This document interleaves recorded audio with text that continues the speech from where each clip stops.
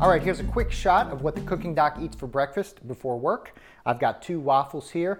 These are not just any waffles though. These are power grain waffles made with lots of whole grains. They got fiber, they got protein in them. Choose something like this. It says whole grains rather than your typical kind of white floured waffles. Okay, 2 waffles toasted, a little bit of earth balance on top because everybody needs a little bit of spread, just enough to wet your whistle. Okay. This is going to give you lots of energy before lunch. We're going to top that with some banana. This is not a recipe for people who have high potassium or on a low potassium diet. So you might want to do something different. You could use blueberries. We got a sliced banana on both sides. There's actually a high potassium meal.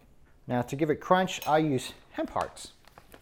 Seems a little odd, right? But I love the flavor of these things. They got more fiber, more protein, and give your waffles a crunch. You could use another kind of nut if you didn't want to use hemp hearts. Very easy to get. We're going to sprinkle them on top. This may be a little bit of an acquired flavor, but they're very good. And then we're going to top that with just a tiny bit of some maple syrup.